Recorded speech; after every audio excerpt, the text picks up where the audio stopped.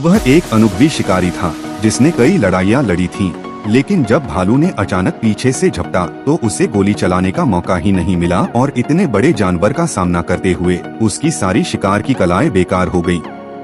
उसने जानवर को बुरी तरह भड़का दिया।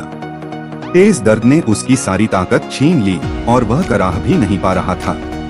इससे भालू का हमला कुछ देर के लिए रुक गया, लेकिन बुरा सपना तो अभी शुरू ही हुआ था।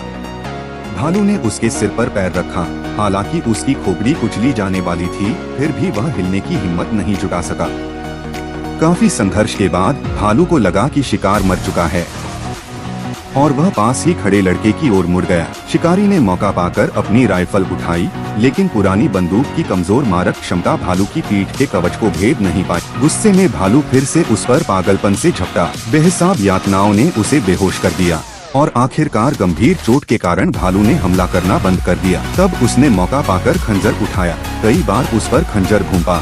दोनों उलझ गए और जोर से घाटी में जा गिरे। यह कहानी 19वीं सदी के अमेरिका की है। शिकारियों का एक ग्रुप गैरकानूनी तरीके से आदिवासियों के इलाके में घुस गया, लेकिन जब वे लौटने ही वाले थे तभी आदिवासियों ने उन पर अचानक हमला कर दिया। क्योंकि डायरेक्टर की बेटी को अगवा कर लिया गया था, इसलिए उन्होंने इलाके में कदम रखने वाले सभी गोरे लोगों पर गोलियां चला दी। एक जबरदस्त लड़ाई के बाद बस कुछ ही लोग बचकर निकल पाए और ग्रास, जो गाइड था, जानता था कि पानी के रास्ते पर उनका पीछा करने वाले जरूर होंगे। सिर्फ बर्फीले पहाड़ों को पार करके ही वे बच सकते थे। लेकिन फेइजी नाम के सदस्य ने सबसे पहले इसका विरोध किया। उसे लगा कि भारी सामान के साथ पहाड़ों पर चढ़ना प्रैक्टिकल नहीं है। फिर भी कैप्टन ने ग्रास की सलाह मान ली। हम वही करते हैं जो ग्रास कहता है। बात वहीं खत्म हो जाती है। सच तो यह है कि ग्रास सही है। जो दो लोग पानी के रास्ते चलने पर अड़े थे, उन्हें जल्द ही इंडियंस ने ढूंढ लिया और मार डाला। बाकी टीम खतरनाक जंगल में संघर्ष करती रही। वे एक पल के लिए भी वहां रुकने की हिम्मत नहीं कर सके।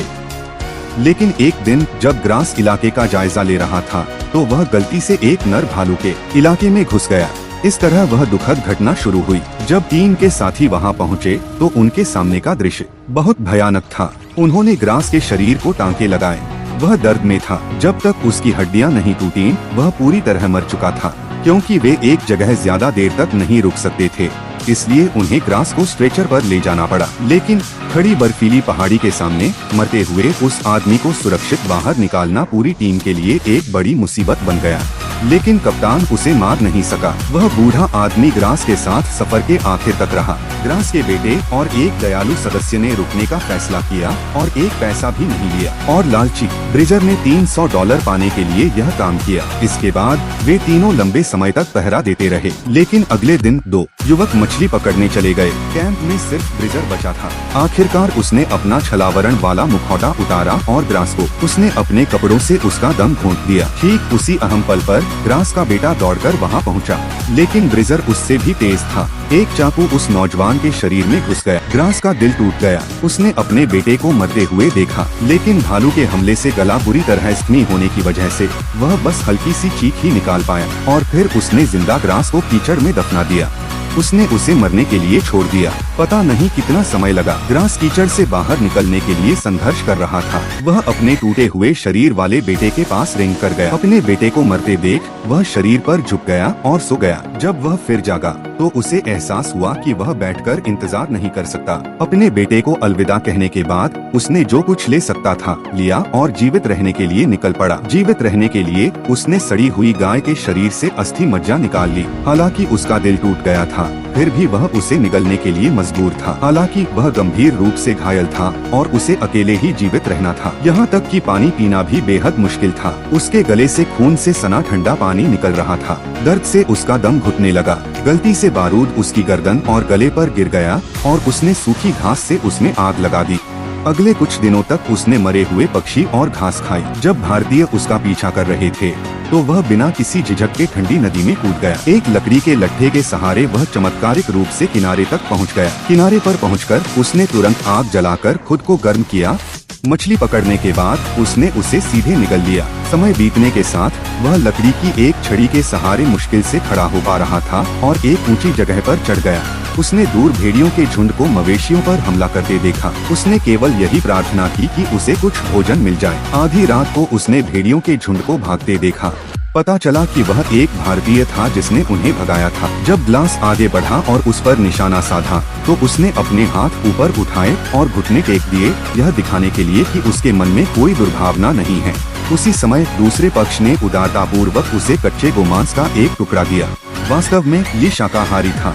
उसने न केवल इसे निगल लिया। ग्लास की दुखद घटना के बारे में जानने के बाद उस व्यक्ति को दया और प्रशंसा महसूस हुई और उसने उसे अपने साथ ले जाने का फैसला किया। ग्लास की चोट और बिगड़ गई। अंत में वह बर्फीले तूफान में बेहोश हो गया। उस व्यक्ति ने दयालुता से ग्लास के लिए एक आश्रय बनाया और उस पर जड़ी बूटियां लगाईं। लेकिन बर्फीले तूफान के बाद ग्लास उसने देखा कि दूसरे दल ने बेरहमी से एक पेड़ पर यह लिखकर लटका दिया था कि हम सब बर्बर हैं। इससे पहले कि वह दुख से उबर पाता, उसे फ्रांसीसी लोगों का एक समूह मिला। ग्लास जानता था कि वह मुकाबला नहीं कर सकता। वह चुपके से घोड़े के पास गया और भागने के लिए तैयार हो गया। अचानक उसका सामना एक फ्रांसीसी व्यक्ति से हुआ जो एक भारतीय महिला के साथ जबरदस्ती कर रहा था, और वह वही लड़की थी जिसे कबीले का सरदार वीडियो की शुरुआत में ढूंढ रहा था। इस दृश्य को देखकर भले ही वह खुद को बचाने की स्थिति में नहीं था, फिर भी उसने चुपचाप खड़े होकर तमाशा देखना पसंद नहीं किया। महिला ने भागने का मौका पा लिया। ग्लास सफलतापूर्वक घोड़े पर सवार होकर भाग निकला, लेकिन दूसरे दल ने अगले दिन सुबह ही उसे पकड़ लिया। पागलपन भरे पीछा करने के दौरान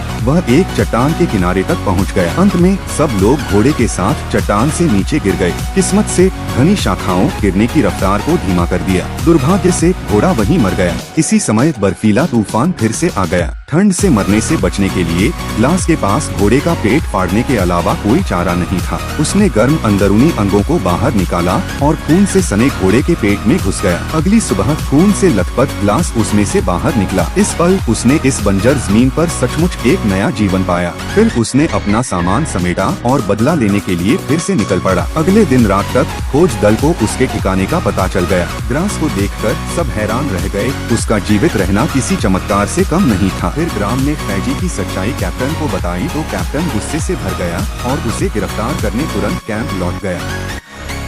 फैजी को अपनी मौत का अंदेशा पहले ही हो गया था। वह पैसे लेकर भाग निकला। ग्लास और कैप्टन दोनों फैजी को ढूंढने निकल गए। उन्होंने जल्दी ही उसके निशान ढूंढ लिए। दोनों ने अलग अलग रास्ते पर जाने का फैसला किया। बदकिस्मती से कैप्टन सबसे पहले जाल में फंस गया। कैप्टन ने फैजी को सरेंडर करने को कहा, लेकिन फैजी ने बात नहीं मानी और कैप्टन पर गोली चला दी।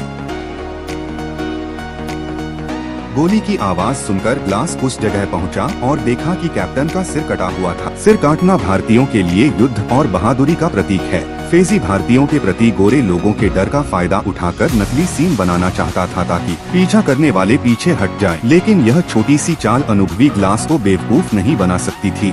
उसने कैप्टन की लाश को घोड़े पर बिठाकर और खुद उसके जैसा बनकर दुश्मन के आने का इंतजार करने का फैसला किया। तभी दूर पहाड़ी पर एक काली आकृति दिखाई दी। गोली चलने के बाद घोड़े पर सवार आकृति गिर गई। उसे लगा कि काम हो गया, लेकिन जब वह लाश देखने गया तो उसे अचानक एहसास हुआ कि वह एक जाल में फंस गया है। फैजी हैरान रह गया। ग्लास गुस्से में चिल्लाया और उसका पीछा करने लगा। दोनों ने जंगल में एक दूसरे पर गोली चलाई। कोई भी फायदा नहीं उठा सका।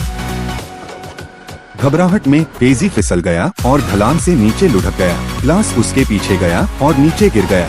इस समय लंबी बंदूक गलती से गिर गई और फैजी के पास भागने का कोई रास्ता नहीं था। उसे पता था कि लड़ाई से बचा नहीं जा सकता।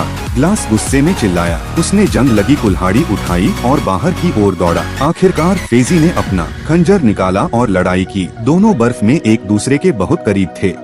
फैजी ने ग्लास की जांघ पर वार किया।